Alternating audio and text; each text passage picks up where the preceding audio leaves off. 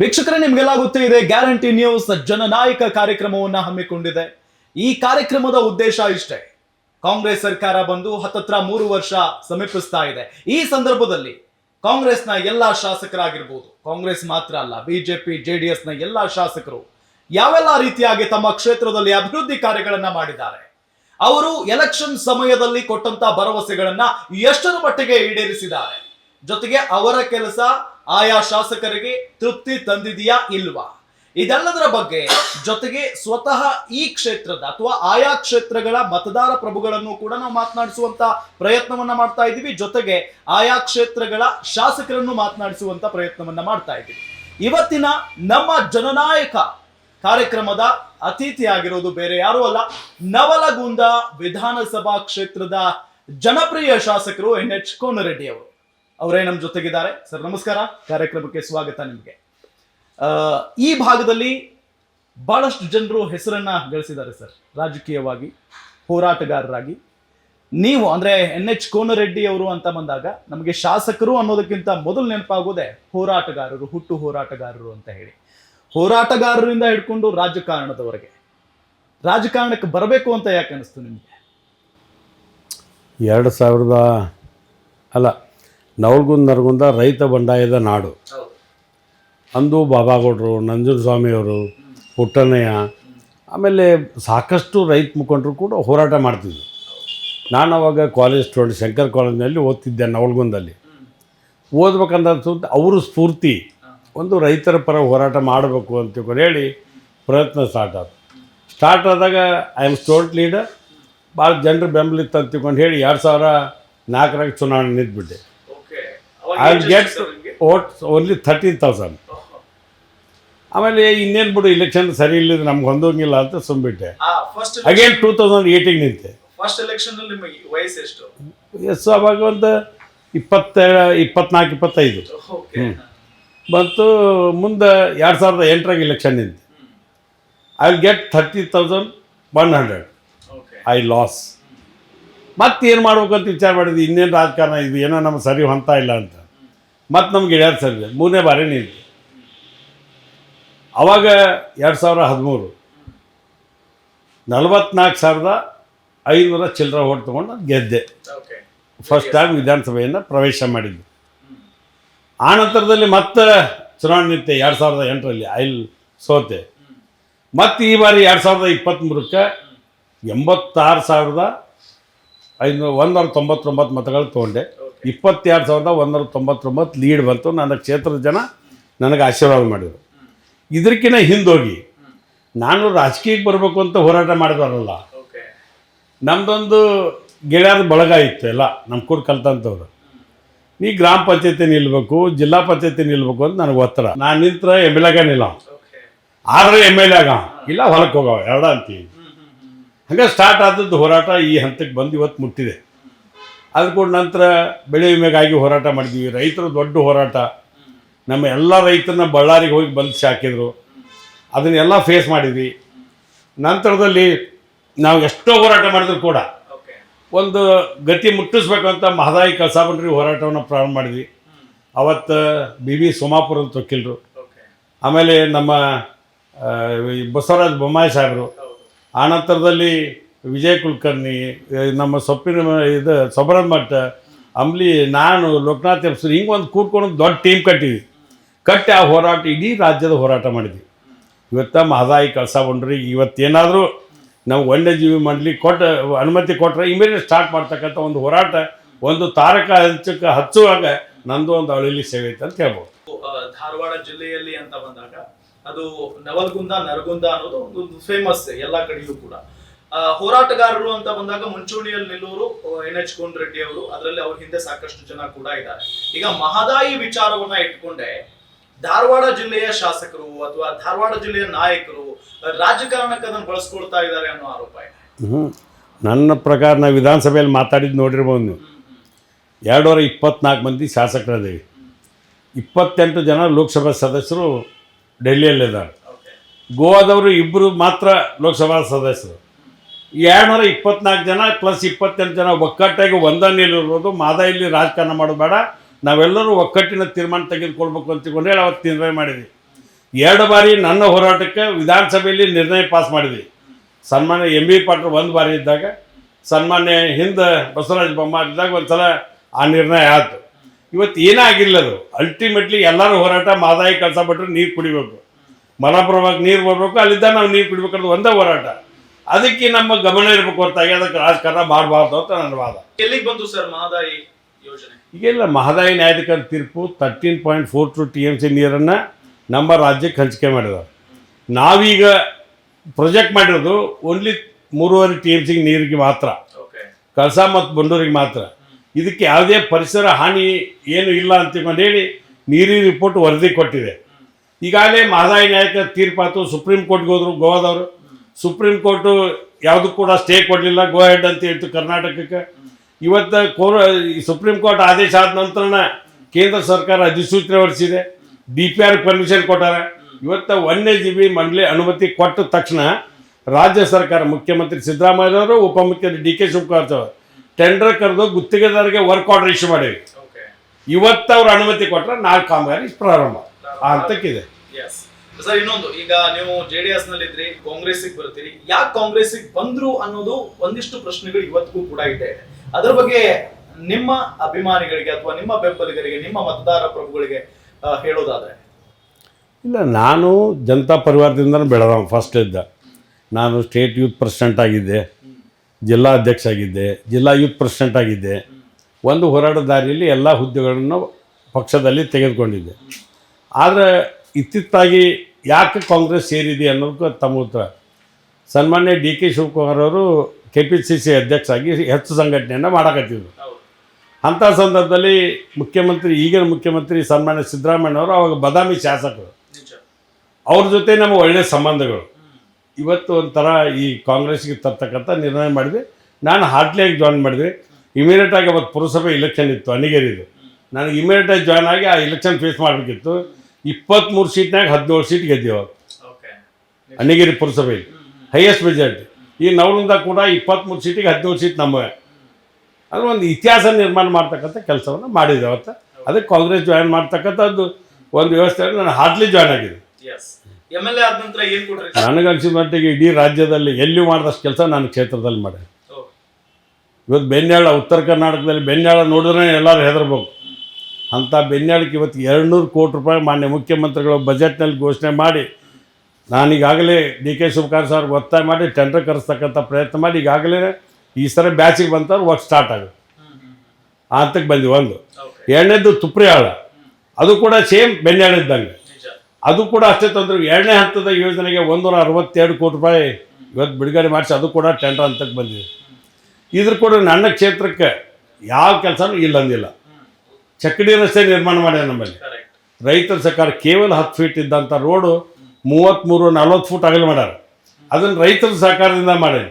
ಅದೊಂದು ಸ್ವಲ್ಪ ಹೇಳ್ಬಿಡಿ ಸರ್ ರೈತರಿಗೆ. ನಮ್ಮ ಭಾಗದ ಜನರಿಗೆ ಮಾತ್ರ ಗೊತ್ತಾಗುತ್ತೆ ಅದು ಚಕ್ಕಡಿ ರಸ್ತೆ ಅಂತ, ಅಂದ್ರೆ ಬೇರೆ ಭಾಗದ ಜನರಿಗೆ ಗೊತ್ತಾಗ ಇಲ್ಲ. ನಮ್ಮ ಕಡೆ ಚಕ್ಕಡಿ ರಸ್ತೆ ಅಂತೀವಿ, ಆ ಕಡೆ ಇದಕ್ಕೆ ಜಮೀನ್ಗೆ ಹೋಗಕ್ಕೆ ದಾರಿ ಅಂತಾರೆ. ಒಂದೊಂದು ಭಾಗದಾಗ ಒಂದು ಹೆಸರು. ಕೆಲವು ಕಡೆ ಕಾಲ್ ದಾರಿ ಅಂತಾರೆ, ಕೆಲವು ಒಂದು ಹೊಳಿ ದಾಟ್ಬೇಕಾದ್ರೆ ಸಂಕ ಅಂತಾರೆ. ಹಿಂಗೆ ಬೇರೆ ಬೇರೆ ಹೆಸರು. ಚಕ್ಕಡಿ ದಾರಿ ಅಂದ್ರೆ ರೈತರ ಜಮೀನುಗಳಿಗೆ ಹೋಗ್ಲಿಕ್ಕೆ ಒಂದು ದಾರಿ ಮಾಡ್ತಕ್ಕಂಥದ್ದು ಚಕ್ಕಡಿ ದಾರಿ.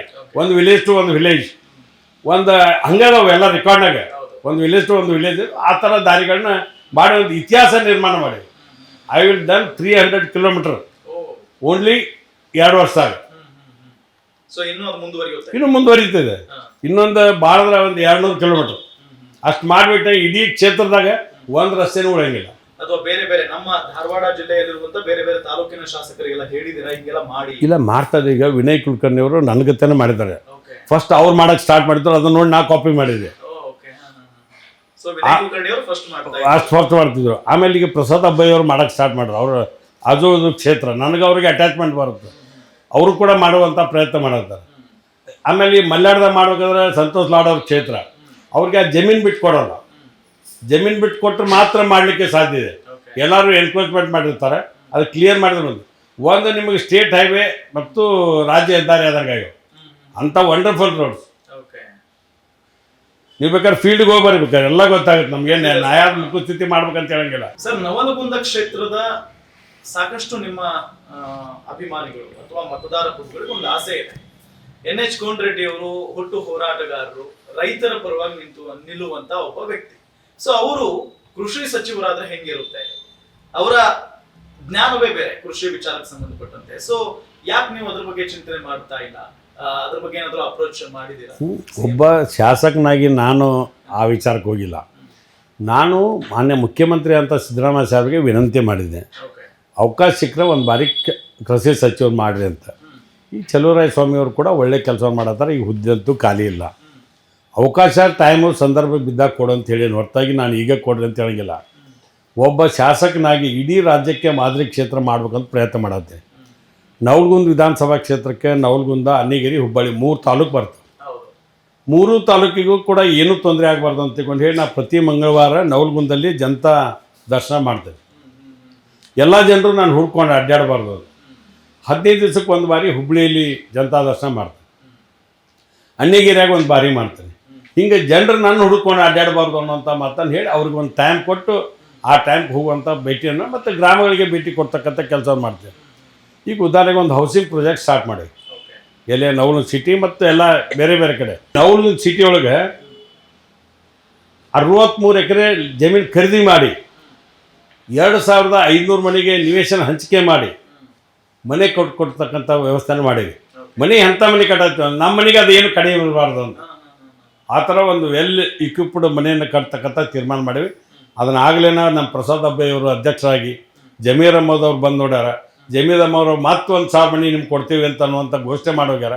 ಹೀಗೆ ನನಗೆ ನನ್ನದೇ ಆದಂಥ ಒಂದು ವ್ಯವಸ್ಥೆ ಹೋರಾಟದ ಮೂಲಕ ಇವತ್ತು ಎಲ್ಲ ಕೆಲಸಗಳನ್ನ ಮಾಡ್ತಕ್ಕಂಥ ಪ್ರಯತ್ನ ಮಾಡೇವೆ. ನವಲಗುಂದ ಆಶ್ರಯ ಇಡೀ ರಾಜ್ಯಕ್ಕೆ ಮಾದರಿ ಆಗುತ್ತೆ. ಅನ್ನಿಗೇರಿಯಲ್ಲಿ 19 ಎಕರೆ ತೊಗೊಂಡು ಒಂದೊಂದು ಊರಲ್ಲೇ 10 ಎಕರೆ, 5 ಎಕರೆ, 2 ಎಕರೆ ಅದಕ್ಕೆ ಆ ಜನರಿಗೆ ಎಷ್ಟು ಬೇಕಾಗತ್ತೆ ಅಷ್ಟು ಜಮೀನು ಖರೀದಿ ಮಾಡ್ತಕ್ಕಂಥ ಪ್ರಯತ್ನ ಮಾಡಿ ಸೂರು ಇಲ್ಲದ ಬಡವರಿಗೆ ಸೂರು ಕೊಡ್ತಕ್ಕಂಥ ತೀರ್ಮಾನವನ್ನು ಜನ ಹೇಳ್ತಾ ಇದ್ದಾರೆ. ಗ್ಯಾರಂಟಿ ಯೋಜನೆಗಳಿಂದ ಅನುದಾನದ ಕೊರತೆ ಆಗ್ತಾ ಇದೆ. ಬೇರೆ ಶಾಸಕರು ಹೇಳೋದು ಒಂದ್ ಕತೆ ಆದ್ರೆ ಸ್ವಪಕ್ಷದ ಅಥವಾ ಕಾಂಗ್ರೆಸ್ ಪಕ್ಷದ ಶಾಸಕರೇ ಹೇಳ್ತಾ ಇರೋದು ನಮ್ಗೆ ಅನುದಾನದ ಕೊರತೆ ಆಗ್ತಾ ಇದೆ, ನಮ್ಮ ಕ್ಷೇತ್ರಗಳಲ್ಲಿ ಅಭಿವೃದ್ಧಿ ಮಾಡೋದಕ್ಕಾಗ್ತಾ ಇಲ್ಲ ಅಂತ. ನಿಮಗೆ ಅನುದಾನದ ಕೊರತೆ ಏನಾದ್ರು ಆಗಿದೆಯಾ? ಹೇಳ್ಕೊತ ಹೋದ್ರೆ ಟೀಕೆ ಮಾಡೋಕ್ಕೆ ಹೊರಗಡೆ BJP ಅವರು ವಿಧಾನಸಭೆಯಲ್ಲಿ ಬರೀ ಅದನ್ನ ಮಾತಾಡಿದರು. ಮತ್ತು BJP ಅವರು ಹೃದಯ ಮುಟ್ಟಿ ನೋಡ್ಕೊಳ್ಳಿ, PWD ದುಡ್ಡು ಎಷ್ಟು ಕೊಟ್ಟಿದೆ, ಸತೀಶ್ ಜಾರಕಿಹೊಳಿ ಸಾಹೇಬ್ರು ಎಲ್ಲ ಶಾಸಕರು ಕೊಟ್ಟಿದ್ದಾರೆ. ಅದೇ ರೀತಿಯಾಗಿ ಇರಿಗೇಷನ್ನ ತೊಗೊಂಡಾರೆ. DK ಶಿವಕುಮಾರ್ ಸಾಹೇಬ್ರ ಕಡೆ ಬೆನ್ನು ಹತ್ತಿ ಇವ್ರು ತೊಗೊಂಡಿದ್ದು ಯಾರು ಮಾತಾಡೋದಿಲ್ಲ. ಬೇಕಾದ್ರೆ ಇಷ್ಟು ಲಿಸ್ಟ ಕೊಡಿದ್ರೆ ಕೊಡ್ತೇನೆ, ನನ್ನ ಕಡೆ ಎಲ್ಲ ಪಟ್ಟಿ ಇದೆ. ಮಾನ್ಯ ಮುಖ್ಯಮಂತ್ರಿಗಳು ಮೊದಲಕ್ಕೆ 25 ಕೋಟಿ ಕೊಟ್ಟರು ನಮ್ಮ ಶಾಸಕರಿಗೆ ಎಲ್ಲರಿಗೂ. ಅದನ್ನೆಲ್ಲ ಯೂಸ್ ಮಾಡಿದ್ದೀವಿ, ವರ್ಕ್ ಕಂಪ್ಲೀಟ್ ಮಾಡಿವಿ. ಈಗ ಮತ್ತೆ 50 ಕೋಟಿ ಕೊಡಕತ್ತಾರೆ. 5 ಗ್ಯಾರಂಟಿಗಳನ್ನು ಯಥಾವತ್ತಾಗಿ ಜಾರಿ ಮಾಡಿ ಮುಖ್ಯಮಂತ್ರಿಗಳು, ಉಪಮುಖ್ಯಮಂತ್ರಿಗಳು ಇಂಥ ನಿರ್ಣಯ ತೆಗೆದುಕೊಂಡು ಯಾರದೇ ಆರ್ಥಿಕ ಶಿಸ್ತನ್ನು ತೊಂದರೆ ಮಾಡದ ರೀತಿಯಲ್ಲಿ ಆರ್ಥಿಕ ಶಿಸ್ತನ್ನು ಉಳಿಸ್ಕೊಂಡು ಇಷ್ಟೆಲ್ಲ ದುಡ್ಡು ಕೊಡೋದೈತಲ್ಲ, ಸರಳ ಕೆಲಸನ. ಮತ್ತೆ ಹೇಳ್ತಾನೆ ಇವರಿದ್ದಾಗ ಯಾರು ಕೊಟ್ಟರು, ಅದೇ ದುಡ್ಡು ಹೊತ್ತು ಡೆವಲಪ್ಮೆಂಟ್ ಯಾಕೆ ಮಾಡಲಿಲ್ಲ? ಹೇಳಕ್ಕೆ ಹೋದ್ರೆ 100, ಅದು ಬೇಡ. ಇವತ್ತು ನೀವೇನು ಮಾಡ್ತೀರಿ ಅಂತ ಹೇಳ್ರಿ, ನಾವೇನು ಮಾಡ್ತೀವಿ ಅಂತ ಹೇಳ್ತೀವಿ. ಡೆವಲಪ್ಮೆಂಟ್ ವಿಷಯಕ್ಕೆ ಬಂದ್ಬೇಕಾದ್ರೆ ಯಾರು ನೋಡ್ತಿತ್ತ ನನ್ನ ಕ್ಷೇತ್ರಕ್ಕೆ ಬಂದು ನೋಡಿ. ರಸ್ತೆಗಳು ಕೆಟ್ಟಾವದಿಲ್ಲ ನನಗೆ, ಯಾಕಂದರೆ ದೊಡ್ಡ ಮಳೆ ಆಗ್ತಾ ಇದೆ. ಇಂಥ ಮಳೆಗೆಲ್ಲ ರಸ್ತೆಗಳಾಗ್ಯಾವ. 5 ವರ್ಷ ಅವ್ರು ಏನು ಮಾಡಿದ್ದಕ್ಕೆ ಸಮಸ್ಯೆ ಆಗಿರೋದ ನಮಗೆ. ಫ್ರೀ ಯೋಜನೆಯಿಂದ ರಾಜ್ಯದ ಆರ್ಥಿಕ ಬೊಕ್ಕಸಕ್ಕೆ ಹೊಡೆತ, ಆರ್ಥಿಕ ದಿವಾಳಿ ಆಗೋಗ್ಬಿಟ್ಟಿದೆ. ನೋಡ್ರಿ, 56,000 ಕೋಟಿ ನಾವು ವಿವಿಧ ಯೋಜನೆಗಳಿಗೆ 5 ಗ್ಯಾರಂಟಿಗಳಿಗೆ ಕೊಡ್ತಾ ಇದ್ದೇವೆ. ಇನ್ನು ಮೇಲೆ ಯಾವುದೇ ಆರ್ಥಿಕ ತೊಂದರೆ ಆಗಲ್ಲ. ಯಾಕಂದರೆ ನಮ್ಮ ಬಜೆಟ್ ಹೆಚ್ಚಾಗೈತಿ, ಅದ್ರ ಪ್ರಕಾರ ಅದು ಇನ್ಕ್ಲೂಡ್ ಆಗಿಬಿಡ್ತೈತಿ. ನಮ್ಮ ರೆಗ್ಯುಲರ್ದಾಗ ವೇತನಕ್ಕೆ ಹೆಚ್ಚು ಖರ್ಚಾಗೈತಿ, ಅದು ಯಾರು ಅದನ್ನು ಮಾತಾಡೋದಿಲ್ಲ. ಈಗ ನೌಕರದಾರ ಪಗಾರ ಹೆಚ್ಚಾಗಿದ್ದರಿಂದ 7ನೇ ವೇತನ ಕೊಟ್ಟಿವಿ, ಇದು ಕೊಟ್ಟಿವಿ. ಅವ್ರ ಸಮಸ್ಯೆಗಳು, ಅವ್ರ ಬೇಡಿಕೆ ಇದ್ದು ಈ ಮತ್ತು ಕೇಸ್ ಹಾಕ್ಸಿ ಕೊಡ್ಬೇಕಂತ ಬಂದಿದೆ. ಇಂಥ 100 ಸಮಸ್ಯೆಗಳಿದಾವೆ. ಎಲ್ಲ ಸಮಸ್ಯೆಗಳನ್ನ ಹಂತ ಹಂತವಾಗಿ ಬಗೆಹರಿಸುವಂಥ ಪ್ರಯತ್ನವನ್ನು ಮಾಡಕತ್ತೀವಿ. ನನಗಂತೂ ಗ್ಯಾರಂಟಿಯಿಂದ ದುಡ್ಡನ್ನು ಬಂದಿಲ್ಲ ಅಂತ ಯಾರು ಹೇಳಿದ್ರೆ ಅದರಂಥ ದಡ್ತನ ಇನ್ನೊಂದಲ್ಲ. ಹಿರಿಯ ಶಾಸಕರು ರಾಜು ಕಾಗೆ ಅವರಂತ ಅನ್ಕೊಳ್ಳೋಣ, ಇನ್ನೊಂದಿಷ್ಟು ಜನ ಶಾಸಕರಿದ್ದಾರೆ, ಅವರೇ ಡೈರೆಕ್ಟ್ ಆಗಿ ಹೇಳ್ತಾ ಇದ್ರು, ಅಯ್ಯೋ ನಮ್ಗೆ ದುಡ್ಡೇ ಬರ್ತಾ ಇಲ್ಲ, ಕ್ಷೇತ್ರದ ಜನರಿಗೆ ಮುಖ ತೋರ್ಸಕ್ ಆಗ್ತಾ ಇಲ್ಲ ಅಂತ. ಹಂಗಾಗಿ ಆ ಪ್ರಶ್ನೆ ಮಾಡಿದೆ. ಅದಾದ ನಂತರ ನಮ್ಗೆ ಇನ್ನೊಂದು ಪ್ರಮುಖವಾದಂತ ಪ್ರಶ್ನೆ, ಬಿಕಾಸ್ ನಾನು ಉತ್ತರ ಕರ್ನಾಟಕದವರಾಗಿರೋದ್ರಿಂದ, ನೀವು ಉತ್ತರ ಕರ್ನಾಟಕದ ಶಾಸಕರಾಗಿರೋದ್ರಿಂದ, ಪ್ರತಿ ಬಾರಿ ಚಳಿಗಾಲದ ಅಧಿವೇಶನ ನಮ್ಮ ಬೆಳಗಾವಿಯ ಸುವರ್ಣಸೌಧದಲ್ಲಿ ನಡೆಯುತ್ತೆ. ಬೆಳಗಾವಿ ಮಾತ್ರ ಅಲ್ಲ, ಉತ್ತರ ಕರ್ನಾಟಕದ ಜ್ವಲಂತ ಸಮಸ್ಯೆಗಳ ಬಗ್ಗೆ ಅಲ್ಲಿ ಧ್ವನಿ ಎತ್ತಬೇಕಾಗಿರುತ್ತೆ. ಆದ್ರೆ ನಮ್ಮ ಎಲ್ಲಾ ಶಾಸಕರು ಕೂಡ ಒಗ್ಗಟ್ಟಿನಿಂದ ಧ್ವನಿ ಎತ್ತಲ್ಲ ಅನ್ನೋ ಆರೋಪ. ಇಲ್ಲ ನೋಡಿ, ಉತ್ತರ ಕರ್ನಾಟಕದ ಸಮಸ್ಯೆ ಬಂದಾಗ ನಾವೆಲ್ಲರೂ ಒಂದು 15-20 ಜನ ಒಬ್ಬರಿಗೊಬ್ಬರು ಮಾತಾಡಿಕೊಂಡು ನೀ ಈ ಸಮಸ್ಯೆ ಬಗ್ಗೆ ಮಾತಾಡೋ, ನಾ ಈ ಸಮಸ್ಯೆ ಬಗ್ಗೆ ಮಾತಾಡ್ತೇನೆ, ಸವಿಸ್ತಾರವಾಗಿ ಬಂದ ನೀವು ಗೊತ್ತಿರ್ಬೋದು. ಇವತ್ತು ಇದ್ರೊಳಗೆ ನಾವು ಏನೋ ಸದನದಲ್ಲಿ ಮಾತಾಡಿವೆ ವಿತ್ ರೆಕಾರ್ಡ್, ನಾ ಎಷ್ಟು ಮಾತಾಡೀನಿ, ಆಮೇಲೆ ಇಲ್ಲಿ ಎಷ್ಟು ಮಾತಾಡೀನಿ, ಬೆಂಗಳೂರಿಗೆ ಎಷ್ಟು ಸಲ ಮಾತಾಡೀನಿ. ಯಾವುದೇ ಉತ್ತರ ಕರ್ನಾಟಕದ ಸಮಸ್ಯೆ ಬಂದಾಗ ಧ್ವನಿ ಎತ್ತುದ್ರಲ್ಲಿ ನಾವು ಎಂದೂ ಇದು ಬಿದ್ದಿಲ್ಲ. ಸರ್, ವೈಯಕ್ತಿಕವಾಗಿ ಮಾತಾಡ್ತೀರಾ, ಆದ್ರೆ ಎಲ್ಲರೂ ಸೇರಿ ಚಳಿಗಾಲದ ಅಧಿವೇಶನ ಮಾಡದೆ ಉತ್ತರ ಕರ್ನಾಟಕದ ಸಮಸ್ಯೆಗಳನ್ನ ಚರ್ಚೆ ಮಾಡೋದಕ್ಕೆ. ಬಟ್ ಉತ್ತರ ಕರ್ನಾಟಕದ ಸಮಸ್ಯೆಗಳನ್ನ ಬಿಟ್ಟು ಇನ್ನೆಲ್ಲವೂ ಕೂಡ ಚರ್ಚೆ ಆಗುತ್ತೆ. ಇಲ್ಲ, ಮಾತಾಡಿದ್ರೆ ನೋಡಿ, ಲಕ್ಷ್ಮಣ್ ಸವದಿಯವ್ರು ಮಾತಾಡ್ರ, GS ಪಾಟೀಲ್ ಮಾತಾಡ್ರ, ಹಂಗೆ ಭಾಳ ಜನ ಮಾತಾಡ್ರ. ಹೆಸರು ಹೇಳ್ಕೊತ ಹೋದ್ರೆ ಭಾಳ ದೊಡ್ಡ ಪಟ್ಟಿ ಇದೆ. ಅದಕ್ಕೆ ಭಾಳ ಜನ ಶಾಸಕರು ಮಾತಾಡ್ಯಾರ. ಹಂಗೆ ಅವರು ಲೆಂಗ್ದಿ ಮಾತಾಡೋಕ್ಕಿಲ್ಲ, ಶಾರ್ಟ್ ಮಾತಾಡಿರ್ಬೋದು. ಆದರೆ ಸಮಸ್ಯೆ ಬಗ್ಗೆ ಬೆಳಕು ಚೆಲ್ಲಾರ ಎಲ್ಲರೂ. ಇವತ್ತು ನೈಋತ್ಯ ರೈಲ್ವೆ ವಲಯ ಆಗಬೇಕಿತ್ತು, ಅವತ್ತು ಹೋರಾಟ ಮಾಡಿದ್ವಿ. ಹೈಕೋರ್ಟ್ ಆಗಬೇಕು ಅಂತಿದ್ವಿ, ಅವತ್ತು ಕೂಡ ಒಕ್ಕಟ್ಟಿನ ಹೋರಾಟ ಇತ್ತು. ಇವತ್ತು ಮಾದಾಯಿ ಮಾಡೇ ತೀರ್ಬೇಕಂತ ಮಾಡೇವಿ, ಅದು ನೀರು ಕುಡ್ದೋದು ಸಾಯ್ಬೇಕಂತ ಹೊಂಟೇವಿ, ಮಾಡ್ತೀವಿ. ಹೋರಾಟ ಮಾಡೇ ಪಡೆದಲ್ಲ ಎಲ್ಲ ಹೋರಾಟ, ಅದು ಆಗೋ ಮಟನೂ ಬಿಡೋದಲ್ಲ. ನಮ್ಮ ಕಮಿಟ್ಮೆಂಟ್ ಅದು. ಇನ್ನು ಎಷ್ಟು ವರ್ಷ ಬೇಕು ಸರ್? ಏನಿಲ್ಲ, ಊರಿಗೆ ಬಂದಾಗ ನೀರಿಗೆ ಬರ್ದೇ ಇರ್ತಾರ, ಎಲ್ಲ ಫೈನಲ್ ಆಗಿದೆ, ಆದೇಶಾಗೋದು ಒಂದೇ. ಹೀಗಾಗತ್ತೆ, ಏನು ಸಮಸ್ಯೆ ಇಲ್ಲ. ಈಗಾಗಲೇ ಕೇಂದ್ರ ಸಚಿವರಂತ ಪ್ರಹ್ಲಾದ್ ಜೋಶಿ ಸಾಹೇಬರಿಗೆ ಮನವಿ ಮಾಡಿದೆ. ಹಿಂದೆ ಏನೇ ಸಮಸ್ಯೆ ಬಂದಾಗ ಅನಂತಕುಮಾರ್ ಅವರು ರಾಜ್ಯ ಮತ್ತು ಕೇಂದ್ರದ ನಡುವೆ ಕೊಂಡಿಯಾಗಿ ಕೆಲಸವನ್ನು ಮಾಡ್ತಿದ್ದರು. ಆ ಕೆಲಸವನ್ನು ಮಾಡಲಿಕ್ಕೆ ಈಗ ಪ್ರಹ್ಲಾದ್ ಜೋಶಿ ಸಾಹೇಬರು ನಮ್ಮ ರಾಜ್ಯದಿಂದ ಕೇಂದ್ರ ಸಚಿವರಾಗಿ ಅವ್ರಿಗೆ ಮನವಿ ಮಾಡಿದ್ರು. ಅವರು ಪಾಸಿಟಿವ್ ಆಗಿ ತೀರ್ಮಾನ ಮಾಡಿದ್ರು. ಅವ್ರ ಜೊತೆ ನಾನು, MR ಪಾಟೀಲ್ರು, CC ಪಾಟೀಲ್ರು, ಅದ್ರ ಕೂಡ ಬೇರೆ ಬೇರೆ ಮಹೇಶ್ ತೆಂಗಿನಕಾಯಿ ಅವರು ಎಲ್ಲರೂ ಕೂತ್ಕೊಂಡು ಚರ್ಚೆ ಮಾಡಿ BJP ಅವ್ರು ನೀವು ಒಪ್ಸೋದು ಕೆಳಗೆ ಮ್ಯಾಲಿನ ನಿಮ್ಮ ಜವಾಬ್ದಾರಿ, ಕೆಳಗೆ ರಾಜ್ಯ ಸರ್ಕಾರ ನನ್ನ ಜವಾಬ್ದಾರಿ ಅಂತೇಳಿ. ಅಂದರೆ ನಾವು ಅಂಡರ್ಸ್ಟ್ಯಾಂಡಿಂಗ್ ಮಾತ್ರ ಅದು ಏನೋ ಮಾಡಬೇಕು ಅನ್ನೋಂಥ ಪ್ರಯತ್ನದಲ್ಲಿ ಪಕ್ಷಾತೀತವಾಗಿ ಪ್ರಯತ್ನ ಮಾಡೋದು. ಹೆಂಗಿರ್ತಾರೆ ಸರ್ CM ಸಾಹೇಬರು ನಿಮ್ಮ ಜೊತೆಗೆ ವೈಯಕ್ತಿಕವಾಗಿ, ಅಥವಾ ಈ ಕ್ಷೇತ್ರದ ಸಮಸ್ಯೆಗಳ ಬಗ್ಗೆ ನಿಮ್ಮ ಜೊತೆಗೆ ಹೆಂಗೆ ಪ್ರತಿಕ್ರಿಯೆ ಕೊಡ್ತಾರೆ, ಹೆಂಗೆ ಸ್ಪಂದಿಸ್ತಾರೆ? ಈ ರಾಜ್ಯದಲ್ಲಿ ಮುಖ್ಯಮಂತ್ರಿ ಸಿದ್ದರಾಮಯ್ಯನ ನಾವು ಹೋದಾಗ ನಮ್ಗೆ ಯಾವ ಮುಖ್ಯಮಂತ್ರಿ ಅನ್ಸಂಗೇ ಇಲ್ಲ. ಅಂದರೆ ಅಷ್ಟು ಹಾರ್ಟ್ಲಿಯಾಗಿ ಮಾತಾಡ್ತೀವಿ. ಈವನ್ DK ಶಿವಕುಮಾರ್ ಸಾಹೇಬ್ ಕೂಡ ಅಷ್ಟೇ, ನಾನು ಕೂಡ. ಆದರೆ ಕೆಲಸ ಮಾಡೋ ಹೊತ್ನಾಗ ಇದು ಏನೋ ಸೈಗೆ ಮಾಡಬೇಕಾದಾಗ ಎಲ್ಲರೂ ಬಿಟ್ಟು ಫಸ್ಟ್ ನಾನು ಸೈ ಮಾಡ್ತೀನಿ. ಆ ಪ್ರೀತಿ ನನ್ನ ಮೇಲೆ ಇದೆ. ಇಲ್ಲಿಕ್ಕೆ ಸಾಧ್ಯ ಇಲ್ಲ, ಇಷ್ಟೆಲ್ಲ ಕೆಲಸ ಮಾಡೋಕ್ಕೆ ಎಲ್ಲಿ ಸಾಧ್ಯ ಇತ್ತು? ಫಸ್ಟ್ 25 ಕೋಟಿ 50 ಲಕ್ಷ ಕೊಟ್ಟು 50 ಕೋಟಿ ಕೊಟ್ಟರು ಅಂತ ಮಾಡಿದ್ವಿ. ಮತ್ತು ಎಕ್ಸ್ಟ್ರಾ ಆಯಾ ಇಲಾಖೆ ನಮ್ಮ ಬೋಸರಾಜ್ ಸರ್ ಅವರು, ಆಮೇಲೆ ಹಿಂಗೆ HK ಪಾಲ್ ಸಾರು, ಸತೀಶ್ ಜಾರಕಿಹೊಳಿ ಅವರು, ಆಮೇಲೆ ನಮ್ಮ ತಂಗಡಿಗೆ ಅವರು, ಹಿಂಗೆ ಬೇರೆ ಬೇರೆ ಇಲಾಖೆಯಿಂದ ಎಲ್ಲ ದುಡ್ಡು ತಂದು ಅಂತ ಮಾಡೋಕ್ಕಾಗಿದೆ. ಮಾಡೋಕ್ಕೆ ಸಾಧ್ಯ ಇರಲಿಲ್ಲ. ನನಗೆ ಹೈಯೆಸ್ಟ್ ಕೊಟ್ಟಿದ್ದು PWD ಇಲಾಖೆಯಿಂದ ದುಡ್ಡು ಕೊಟ್ಟ. ನನ್ನ ಕ್ಷೇತ್ರಕ್ಕೆ ಲೋಕೋಪಯೋಗಿ ಸಚಿವರಂತ ಸತೀಶ್ ಜಾರಕಿಹೊಳಿ. ನಾವು ಯಾರನ್ನೂ ಮರೆಯೋಕ್ಕಾಗೋದಲ್ಲ. HC ಮಾದೇವಪ್ಪನವ್ರು ಕೂಡ ಆಗ್ತಾರೆ. ಈಗ ಪ್ರಿಯಾಂಕಾ ಖರ್ಗೆ ಅವರು ವಂಡರ್ಫುಲ್, ಇಷ್ಟೆಲ್ಲ ರೋಡ್ ಮಾಡೋಕ್ಕೆ ಕಾರಣ ಪ್ರಿಯಾಂಕಾ ಖರ್ಗೆ ಅವ್ರು ಅದು ದುಡ್ಡು ಕೊಡ್ತಾರೆ. ನನಗಂತೂ ತೊಂದರೆ ಆಗಿಲ್ಲ. ಬೇರೆ MLಗಳು ಟೀಕೆ ಮಾಡ್ಬೇಕಂತ ಮಾತಾಡೋದು ಬೇರೆ, ಆದರೆ ಹೃದಯ ಮುಟ್ಕೊಂಡು ಹೇಳಿ ಯಾರಿಗೇನು ಬಂದಿಲ್ಲ ಅಂತ ಹೇಳ್ತಾರೆ ವಿಧಾನಸೌಧದಾಗ. ಯಾರಿಗೇನು ಬಂದಿಲ್ಲ ಅಂತ ಹೇಳಿ ಮತ್ತೆ ನೀವು ಡೆವಲಪ್ಮೆಂಟ್ ಹೆಂಗೆ ಮಾಡತ್ತೀರಿ?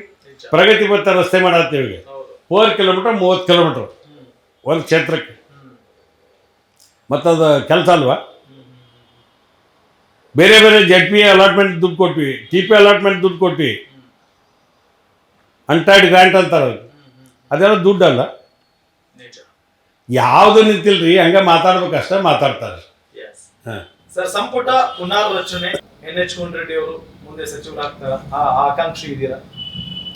ನಾನು ಯಾವುದೇ ಕೆಲಸ ಕೊಟ್ಟರು ಸಮರ್ಥವಾಗಿ ಮಾಡ್ತಕ್ಕಂಥ ಶಕ್ತಿಯನ್ನು ನನ್ನ ಕ್ಷೇತ್ರದ ಜನ ಕೊಟ್ಟರ. ನನಗೆ ಮಂತ್ರಿ ಆಗಬೇಕು ಅನ್ನೋಂಥ ವ್ಯವಸ್ಥೆ ಇರ್ಬೋದು, ಅದು ಮುಖ್ಯಮಂತ್ರಿಗಳಿಗೆ ಬಿಟ್ಟಂಥ ಪರಮಾಧಿಕಾರ, KPCC ಅಧ್ಯಕ್ಷರಿಗೆ ಮತ್ತು ಹೈಕಮಾಂಡ್ಗೆ ಬಿಟ್ಟಂಥ ವಿಚಾರ. ನಾನೆಂದು ನಾನು ಮಂತ್ರಿ ಮಾಡಿ ಬಿಟ್ಟಂತ ಬೆನ್ನತ್ಕೊಂಡು ಹೇಳೋಂಗಿಲ್ಲ. ಕೊಟ್ಟರೆ ಮಾಡ್ತಿರ್ಲಿಕ್ಕೆ ಒಬ್ಬ ಶಾಸಕನಾಗಿ ಮಾದರಿ ಕ್ಷೇತ್ರ ಮಾಡೋಕ್ಕೆ ನಾನು ಪ್ರಯತ್ನ ಮಾಡ್ತೀನಿ. ಸರ್, ಏನ್ ಸರ್ ನಿಮ್ ಗುರಿ? ಯಾಕೆಂದ್ರೆ ಇಷ್ಟು ವರ್ಷಗಳ ಕಾಲ ಹೋರಾಟಗಾರರು, ಹುಟ್ಟು ಹೋರಾಟಗಾರರು ಒಂದು ಕನಸಿರುತ್ತೆ, ನನ್ನ ಕ್ಷೇತ್ರವನ್ನ ಹಿಂಗ್ ಮಾಡಬೇಕು, ನನ್ನ ಜನ ಬಹಳ ಸಮಸ್ಯೆಯಲ್ಲಿದ್ದಾರೆ, ಕುಡಿಯೋ ನೀರು ಸಿಗ್ತಾ ಇಲ್ಲ, ರೈತರಿಗೆ ನೀರು ಸಿಗ್ತಾ ಇಲ್ಲ, ಅದ್ರ ಬಗ್ಗೆ ನೀವು ಯೋಚನೆ ಮಾಡ್ತಾನೆ ಇರ್ತೀರಿ. ಇದನ್ನ ಮಾಡಿದ್ರೆ ನಾನು ಇಲ್ಲದೆ ಇರುವಂತ ಸಮಯದಲ್ಲೂ ಕೂಡ ಜನ ನೆನಪಿಸ್ಕೊಳ್ತಾರೆ ಅನ್ನೋದು, ಆ ತರ ಏನಾದ್ರು ಗುರಿ ಇದೆಯಾ ನಿಮ್ಗೆ? ಇಲ್ಲ, ನನಗೆ ಮೊದ್ಲೇಕ್ ನನ್ನ ತಲೆಗಿರೋದು ಆಶ್ರಯ ಇದ್ದಿತ್ತು. ನನಗೊಂದು ಸಮಾಧಾನ ಆಯ್ತು, ಎಲ್ಲರಿಗೂ ಸೂರು ಕೊಡಕತ್ತಿದ್ವಲ್ಪ ಅಂತ. ಇನ್ನೂ 50% ಜನರಿಗೆ ಕೊಡಬೇಕು, ಅದು ನನ್ನ ಮುಂದಿರ್ತಕ್ಕಂಥ ಗುರಿ. ಆಮೇಲೆ ರೈತರು ಯಾವುದೇ ರೀತಿ ತೊಂದರೆಗಳು ಸಿಕ್ಕೋಬಾರ್ದು, ಆ ಪ್ರಯತ್ನಕ್ಕೆ ಕೈ ಹಾಕಾಗಿತ್ತು. ಯೂನಿವರ್ಸಿಟಿ ಕೂಡ ಮೀಟಿಂಗ್ ಮಾಡಕತ್ತೀನಿ, ಆಮೇಲೆ ಈಗ ಅಗ್ರಿಕಲ್ಚರ್ ಆಫೀಸರ್ ಕೂಡ ಮಾಡ್ತೀನಿ.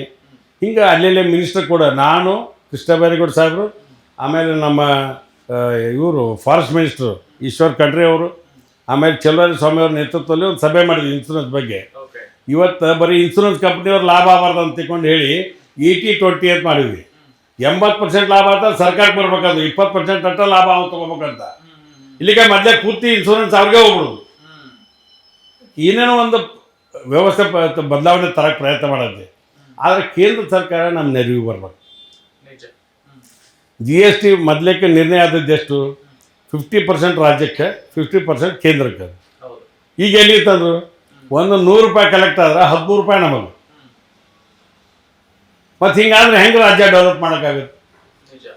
GST ಎಲ್ಲ ಜಮಾಗೋದು ಕೇಂದ್ರ ಸರ್ಕಾರ, ನಮಗೆ ಬರೋದು 13 ರೂಪಾಯಿ. ಅಂದರೆ 10 ಲಕ್ಷದ 1,30,30,000. ಹೆಂಗೆ ನಾವು ಮಾಡೋಕ್ಕೆ ಸಾಧ್ಯ ಇದೆ? ಅದಕ್ಕೆ ನಾವು ಕೇಂದ್ರ ಸರ್ಕಾರ ಮೇಲೆ ಡಿಪೆಂಡ್ ಆಗಬೇಕಾದ್ರಿಂದ ಇಲ್ಲಿ ಎಲ್ಲ ಸಂಸದರಿಗೆ ಪಕ್ಷಾತೀತವಾಗಿ ಮಾಡೋ ಡೆವಲಪ್ಮೆಂಟ್ ಇಲೆಕ್ಷನ್ ಬಂದಾಗ ಗೋಡಾಯಿ ಮೈದಾನೆ ಈಗೇನು ಮಾಡ್ಬೇಕಾದ್ರೆ ಮಾಡ್ಬೇಕಲ್ಲ. ರಾಜ್ಯ ಡೆವಲಪ್ ಮಾಡೋಕ್ಕೆ ಎಲ್ಲರೂ ಕೂಡ ಒಕ್ಕಟ್ಟಾಗಿ ಕೆಲಸ ಮಾಡೋದು ಗೊತ್ತಾಗ್ತದೆ. ಸರ್, ಬಹಳಷ್ಟು ಅಂದ್ರೆ ನೀವು ಅಭಿವೃದ್ಧಿ ಬಗ್ಗೆ ಹೇಳ್ತಾ ಇದ್ರಿ, ಆದ್ರೆ ಈ ಪ್ರಶ್ನೆನ ಪರ್ಟಿಕ್ಯುಲರ್ ಆನ್ಸರ್ಗೆ ನಾನು ಕೇಳ್ತೀನಿ. ರೈತರಿಗೋಸ್ಕರ 2 ವರ್ಷದಲ್ಲಿ ಅಥವಾ ಈ 3 ವರ್ಷ ಹತ್ತತ್ರ ಬಂದ್ರೆ ಏನ್ ಮಾಡಿದ್ರಿ ರೈತರಿಗೋಸ್ಕರ? ರೈತರಿಗೆ ಬೇಕಾಗುವಂಥ ಎಲ್ಲ ಸರ್ಕಾರಗಳನ್ನ ಸಬ್ಸಿಡಿ ಮೂಲಕ ಕೊಟ್ಟೇವಿ. ರೈತರಿಗೆ ಬೇಕಾಗತಕ್ಕಂಥ ಗೊಬ್ಬರ, ಬೀಜ ಏನೂ ತೊಂದರೆ ಆಗದಂಗೆ ನಮ್ಮ ಜಿಲ್ಲೆಯಲ್ಲಿ ನೋಡ್ಕೊಂಬಂದೇವಿ. ನಮ್ಮ ಸಂತೋಷ್ ಲಾಲ್ ಅವರು ಡಿಸ್ಟ್ರಿಕ್ಟ್ ಮಿನಿಸ್ಟರ್ ಆಗಿ, ನಾವು ಶಾಸಕನಾಗಿ ಎಲ್ಲ ಶಾಸಕರ ಜೊತೆ ಹೊಂದ್ಕೊಂಡು ಇಲ್ಲಿ ಕೆಲಸ ಮಾಡ್ಕೊತ ಬಂದೀವಿ. ಮತ್ತು ನನಗಂತದ್ದು ಭಾಳ ಸಮಾಧಾನ ತಂದಿದೆ. ಈ ಸಲ ನಿಸರ್ಗ ಅಕಸ್ಮಾತ್ ನಮ್ಮ ಕೈ ಕೊಡೋದೇ ಇದ್ರೆ ಹೆಸರು ಬೆಳೆ ಹೆಂಗೆ ಬರ್ತಿತ್ತು? ಗ್ರೀನ್ ಡ್ಯಾಮ್ ಅಷ್ಟು ದೊಡ್ಡ ಬೆಳೆ ಬಂದಿತ್ತು, ಅನಿವಾರ್ಯ ನಿಸರ್ಗ ಬಂದು ಎಲ್ಲ ಹಾಳಾಗಿ ಹೋಗ್ಬಿಡ್ತು. ಇವತ್ತು ಅದಕ್ಕೆ ಪರಿಹಾರ ಕೊಡಿಸ್ತಕ್ಕಂಥ ಪ್ರಯತ್ನ ಮಾಡತ್ತೀವಿ, ಬೆಳೆ ಮೇಲೆ ಕೊಡಿಸ್ತಕ್ಕಂಥ ಪ್ರಯತ್ನ ಮಾಡತ್ತೀವಿ. ರೈತರು ತೊಂದರೆಗಳು ಸಿಕ್ಕೊಂಡಾರ, ಅವ್ರ ನೆರವಿಗೆ ಸರ್ಕಾರ, ಕೇಂದ್ರ ಮತ್ತು ರಾಜ್ಯ ಸರ್ಕಾರ ಬರಬೇಕು, ಆ ಪ್ರಯತ್ನವನ್ನು ಮಾಡ್ತಾರೆ. ಸರ್, ಬಹಳಷ್ಟು ಮಾತನಾಡಿದ್ರಿ. ಕೊನೆಯದಾಗಿ ನಿಮ್ಮ ಕ್ಷೇತ್ರದ ಮತದಾರ ಪ್ರಭುಗಳಿಗೆ, ನಿಮ್ಮನ್ನ ಇಷ್ಟಪಡುವಂತವರಿಗೆ ಏನ್ ಹೇಳಕ್ ಇಷ್ಟಪಡ್ತೀರಿ ಗ್ಯಾರಂಟಿ ನ್ಯೂಸ್ನ ಮುಖೇನ? 2004ರಿಂದ ನಂದು ಪ್ರೊಫೈಲ್ ಏಕೆ ಹೆಚ್ಚು ಮಾಡ್ಕೋತ ಬಂದಾರ. 13,000, 31,000, 44,000, 56,000, 86,000. ಸೊ ನನ್ನ ಗ್ರಾಫ್ ಅಂತೂ ಹೆಚ್ಚು ಮಾಡ್ಕೋತ ಬಂದಾರ. ಅದಕ್ಕೆ ಅವ್ರಿಗೆ ವಿಶೇಷವಾದಂಥ ಅವ್ರ ಆಶೀರ್ವಾದದಿಂದ ನಾ MLA. ಎಂಥ ವ್ಯವಸ್ಥೆ ಅಂತೀರಿ ನೀವು? ಅವ್ರು ಇರ್ತಕ್ಕಂಥ ಪ್ರೀತಿ, ವಿಶ್ವಾಸ, ರೈತರಲ್ಲಿರ್ತಕ್ಕಂಥದ್ದು, ಯಜಮಾನ್ರ ಕಡೆ, ಯುವಕರ ಕಡೆ.